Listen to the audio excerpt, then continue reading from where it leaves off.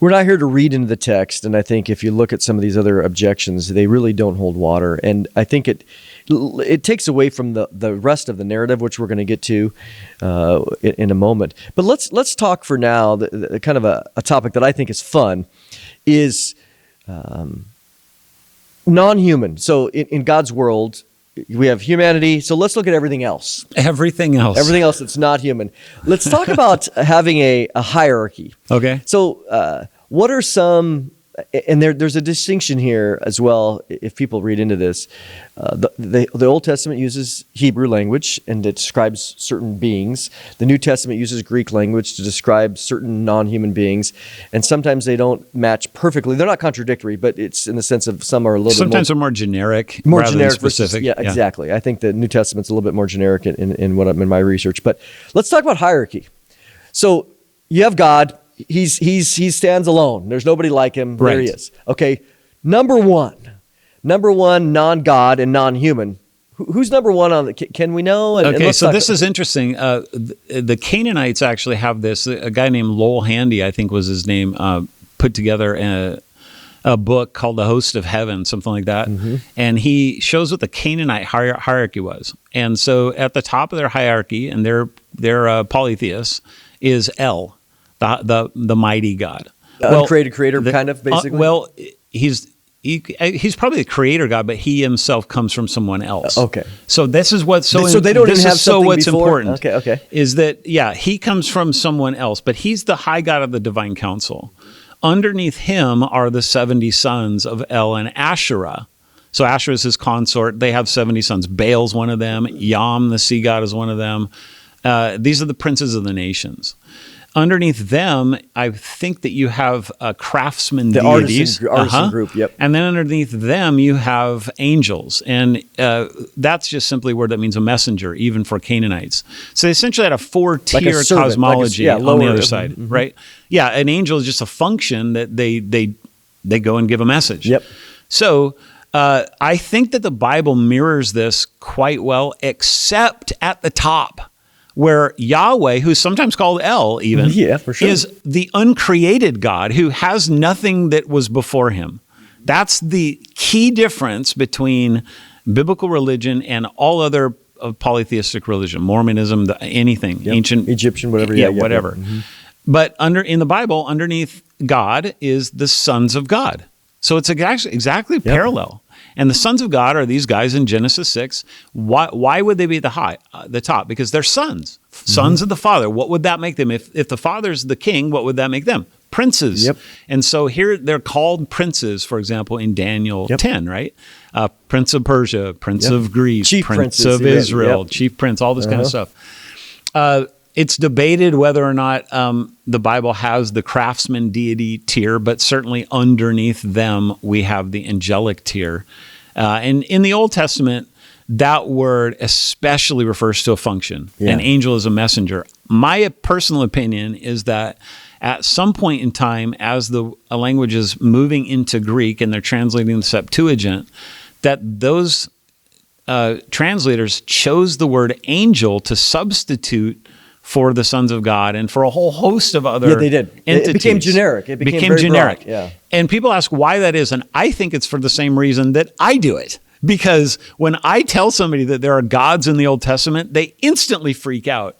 But as soon as I tell them, well, they're just angels, they go, oh, okay. No problem. They're spiritual beings. You believe in other spiritual beings? Everybody says yes. I don't think that there's anything new under the sun. And I have a feeling that those Jewish translators were like, yeah, angel's a good word to use here. Exactly. Because, well, let's talk about that for a minute, because that's true. If you go into really, we talked about this in different contexts earlier. If going to the rabbis, they didn't like even the two powers. You know, Alan Segal, his book. Right. You know, they moved away from that, the two powers of heaven idea, which shows you that there's these other beings there. Yes. And they're like, well, we can't have other Elohim, and so then they made them judges, right? And human judges. Human judges. So even there, they're looking at humanity. I don't know.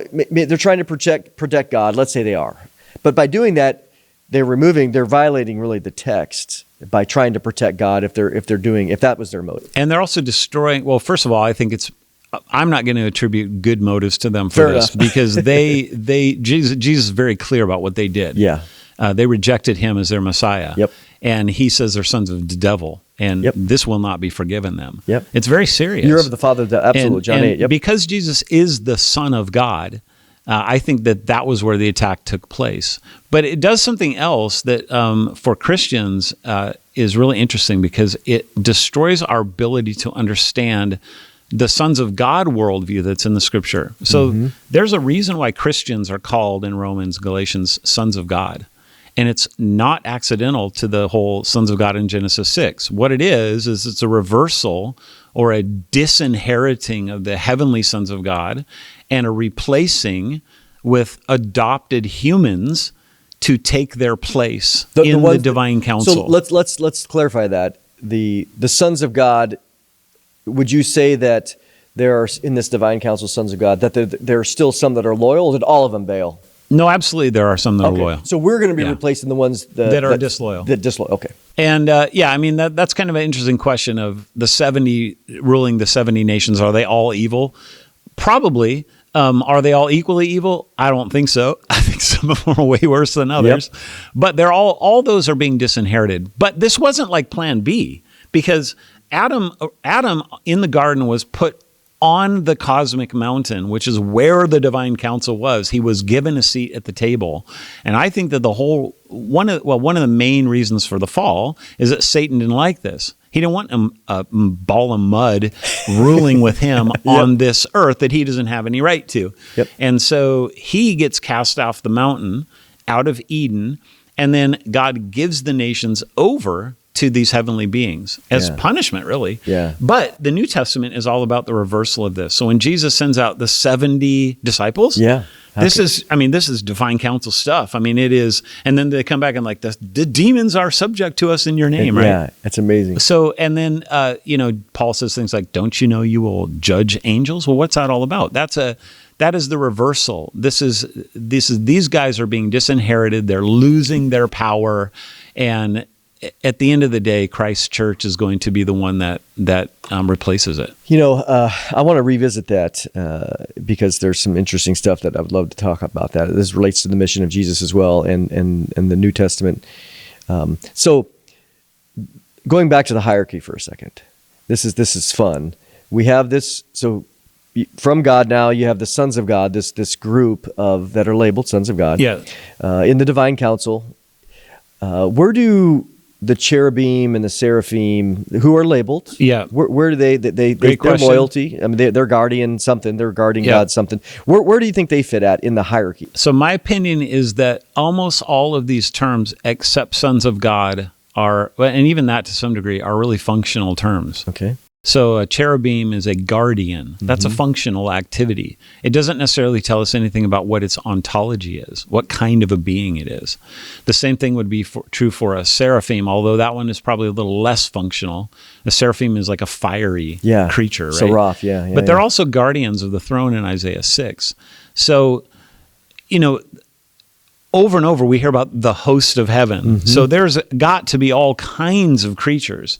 To me, the UFO thing could actually probably come into this. The different types of beings that people report in ufology. I don't have any problem with that. So as long as we understand that in the Scripture, these entities are aliens, right? They don't belong here. They're non-human. They're not human. Yep. And they have a whole bunch of different functions that they do in Scripture. So, in the sense of, if I was to, we have in the New Testament the term archangel a couple times. Yes.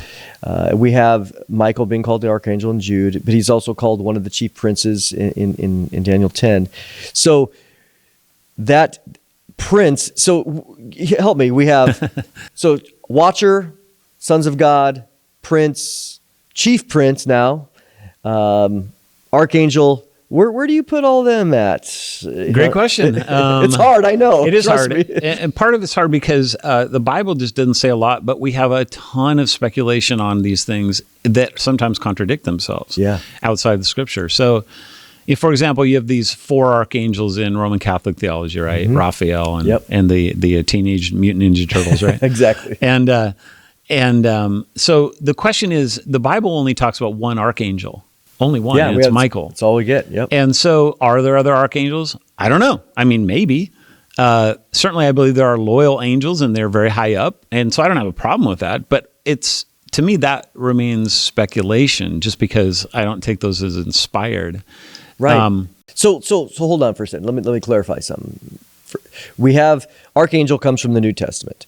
In Daniel 10, Hebrew, Michael, one of the chief princes, plural.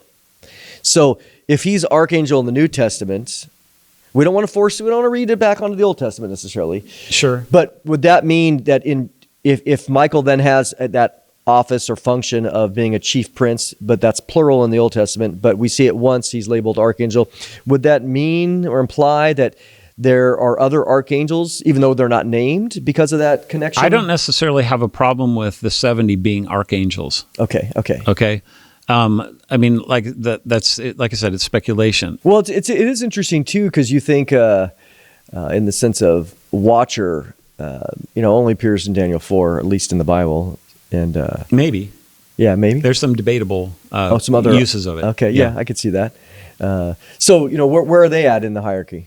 Where would a watcher? I think that a watcher is a son of God. Yeah, I think that it's another title of function. What are they? In fact, I just saw a movie, I think last night, where they were talking about, they just use a different word for watcher, like somebody who is seeing us or something like that, right? Because what are they doing? Yeah. And this is a lot what people report in the UFOs. Like, they're not doing anything; they're just watching us. Yeah. Huh? That's interesting. And we know that if we were, again, we haven't brought up Enoch, but in that sense, the sons of God in Genesis 6, they're called watchers in almost all the rest of the pseudepigraphy uses that language. Yeah, so they're equating watcher with sons of God, Yes, which would be really fascinating. Again,